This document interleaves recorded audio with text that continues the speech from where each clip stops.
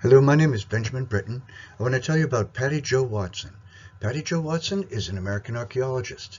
Her particular expertise is in paleosoil analysis, which means studying the soil and the dirt at archaeological sites to learn about the ancient people. She's developed a very efficient and effective set of methods for this purpose, and she's developed some new techniques that she's shared with other archaeologists through her writings and teaching. By doing this, she's added to the ability of everyone to learn about ancient peoples from studying their archaeological remains. She's written extensively about archaeological theory and promoted an approach called processualism, which called for rigorous scientific discipline to glean correct information from ancient remains. For many years, she served as professor of archaeology at Washington University, and she's even been called by her students and acolytes the patron saint of cave archaeology. To begin this presentation, then, considering her zealous adherence to carefully distinguishing between right and wrong in approaching her skills and the long history of people finding meaning in caves, I will review the cognitive context from which her logical approach has emerged. I'll first tell you a story within a story, and then we'll review Patty Jo Watson's life and work in detail. When my daughter was a very young baby, one morning at breakfast, as I fed her by spoon, the morning light of the rising sun suddenly cast a shadow from an object on my windowsill onto the wall behind me. My daughter, amazed by this, stared at it, and I could see her wondering what it was. She'd never seen a shadow. She didn't know if it was an object or not, if it was real or not, or why it had suddenly appeared. As I saw her distracted from eating, I realized she was transfixed by it, and I realized also that just as it was important for her to eat, it was also equally important to learn about and understand the world she'd come to live in, and that learning was as essential to survival as eating. This mystery of being and non-being, true and false, shadow and light, the difference between one thing and another, is an essential mystery for every one of us in our lives on Earth. Today in our world, we derive our way of thinking and living in society from the ancient past. In classical Greece, Plato, student of Socrates, wrote about the cave. He described a world as a cave in which humanity is trapped by unknown and unseen superior beings who entrance them with shadow plays on the cave walls. This way of thinking about human life and society became popular among the leaders of Athens, justifying the control that the wealthy and powerful had over their fellow human beings. The idea of narrative control to manipulate and motivate the public was codified in Plato's story and adopted by his student Aristotle, who was inspired to conceive of governments run by such a seemingly rational scheme. Naming the system after himself, Aristotle wrote, and I quote, "Aristocracy is that form of government in which education and discipline are qualifications for suffrage and office holding. Suffrage being the choosing of rulers and office holding being rulership itself. Naturally, this concept appealed to the powerful, and generation after generation since, the Western world has taught this version of government to the children of its rulers, just as Aristotle taught it to Alexander the Great, teaching them to create and control narratives, to control the lives and minds of the public." As we survey the discipline of archaeology, we see that that tradition has been handed down even to the days of Francis Bacon's great Instauration, into the enthronement of the age of science, and in the aptly and mysteriously named Age of Enlightenment. And we see archaeology born from and controlled by these aristocrats to understand their world as best they could and to control the flow of information to the public to bolster and protect their social standing. This mysterious light and shadow, its form and its absence, its being and non-being, truth and illusion, was a duality. On one hand, it was our greatest treasure, a gift of Prometheus, stolen from the gods as a gift to humankind. On the other hand, this play of light is the tool and character of Lucifer, the light-bringer, used to control us in defiance of true divinity. This dualistic aristocratic myth has driven our society since the days of the Paleolithic cave painters and remains with us today in the shadows on the screens of our digital display. Now comes the story within a story. One evening when I was a young man wandering in the streets of New York dressed in a formal suit and coat, but with little money and no place to stay that night, I employed a trick I had learned. If I went to a nightclub that was open all night, I could stay warm, dry, and relatively safe until morning. I heard there was a new club called the Tunnel, so I went and stood in line with others and waited my turn, but the line would not move. As we waited, cars would drive up and entourages would approach and walk to the doorman, briefly chat with him, and he would let them into the club, ignoring us waiting in the street. One man behind me tapped my shoulder and said, "Hey, tell the bouncer you're in charge of PR for such and such a band, and we are your crew, and then we can all get in." He had 4 friends with him. I looked at them over, and I thought, what the heck? It's worth a shot. So we boldly walked to the doorman and told him just that. He looked us over, and he let us in. He let us in. That's the end of the story, but I want you to remember the doorman.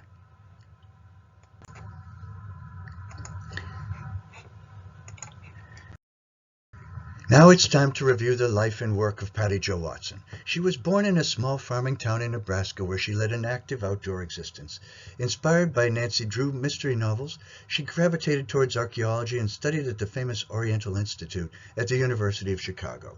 There, under the tutelage of Professor Robert Braidwood, she traveled to Iraq, Iran, and Syria, where she learned the art and science of analyzing soil samples to examine the subsistence strategies of ancient humans. Earning her PhD in 1959, she returned with her husband, the philosopher and avocational cave explorer Richard Watson, also called Red, and they moved to Kentucky to explore Mammoth Cave. Deep in the cave, she found human coprolites, paleofeces, excreted by ancient humans who had been denizens of the cave, and she began to ply her trade there. With the methods she had learned in the Middle East and with novel techniques that she developed for the purpose, she created an academic corpus examining the diets of the ancient Native Americans who had been there before, and she published her results and conclusions. On the strength of that work and her background, she was hired to teach archaeology as a professor of Washington University of St. Louis, where she worked until 2004 when she retired. She taught her techniques and her parsimonious, rigorous methodology to generations of students, and she wrote many critiques in books and articles about archaeological theory. In my view, her greatest contribution was her scientific approach and her methods of analysis of paleosols, in which she set a laudable standard for rigor, exactitude, and precision. She contributed to the body of knowledge of early Holocene pastoralism and agriculture, and she likewise contributed to the understanding of subsistence strategies of pre-Columbian Native Americans in the North American Southeast. She wrote widely as a proponent of strict and rigorous scientific methods in a style called processualism, emphasizing objectivity, truth, logic, and reason, rejecting speculation, intuition, faith, or cultural parallels. She taught her rigorous scientific method and approach to students at Washington University in St. Louis. Regarding archaeological theory, Professor Watson, married to a philosopher and clearly enamored with words, wrote incisive critiques of emerging post-processualists, serving as a rearguard to her generation of processualists in eschewing speculation and ethnological information. When asked to state her theory of cave archaeology, she conspicuously deferred, claiming it would be impossible for such a thing to exist. But she clearly enjoyed when others would boldly theorize, and she seemed to revel in dismissing them, or threatening them even obliquely, and ridiculing them, and seeing that those with whom she strenuously disagreed would never emerge from the cave to see the light of day. In this sense, she cast a shadow on a generation that sought the light. Dr. Watson's dataset principally consists of paleosols combed from the dirt of the Middle East and the caves of Kentucky. With her flotation methods and analytical techniques, combined with the new carbon-14 dating methods, she extracted information from the dust. Her work at Salt Caves near Mammoth Cave is an exemplar of her processualist approach, and she also gleaned great information from trash heaps of shells at the nearby Green River in Kentucky.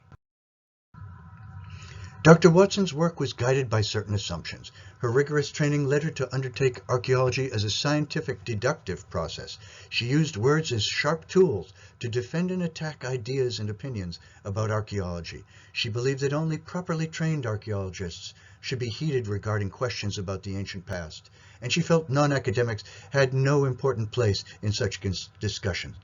She tried to stick to provable facts and steered clear of interpretation and speculation, perhaps believing that by observing facts in isolation, we can best understand the world.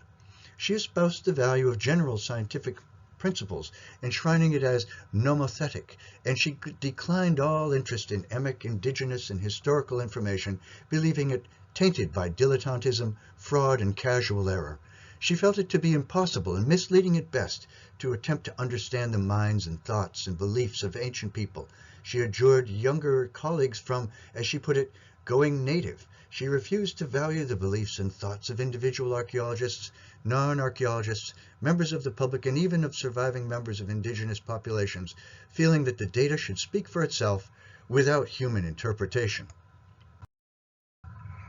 With her husband as a professor of philosophy and herself as a professor of archaeology, she wordily lofted syllable upon syllable to critique others while skillfully refusing to commit her own beliefs about her subjects of study. Instead, she preferred to produce compendia of data, amounts, compositions, dates, locations, and such. She clearly enjoyed wordsmithing, especially when exercised to critique the work of others, intellectualizing the simple ideas in daunting and intimidating ways, backed by the power and prestige of her position as a tenured professor of archaeology. Although I've never met Patty Jo Watson, I imagine her opining over cups of the last shadows of the day with her philosopher husband about the audacity of European hunting magic theories and the irresponsible ramblings of amateurs. I imagine them chuckling over phraseologies in their criticisms, sharpening word barbs for her professional competitors. Her adherence to the scientific method made her a formidable gatekeeper of the discipline of archaeology. Judging by her writings, Patty Jo Watson seems to feel comfortable disregarding native people's understandings, histories, and claims. She seems to feel that truth can be sufficiently perceived by ignoring such trivia and focusing instead on paleofeces floating in pools of water. She claimed that speculation based on perceived cultural context, whether that of the archaeologists or of indigenous people associated with archaeological sites and artifacts, are, as she put it, ingenious but non-empirical and archaeologically irrelevant literary exercises. She said, there is often a rather thin line between archaeological interpretation and fiction because archaeology is by nature an undetermined kind of scholarship. Close quote. It seems Watson believed that archaeology's gates should be guarded by people like her rather than indulged in by unprofessional social participants. Indigenous archaeology, it seems she thought was bad. Prehistoric archaeology, clearly she felt was good. And it seems that people like her are surely able to claim that they can tell us which is which. Now I want you to remember that doorman at the entrance to the tunnel. Thank you.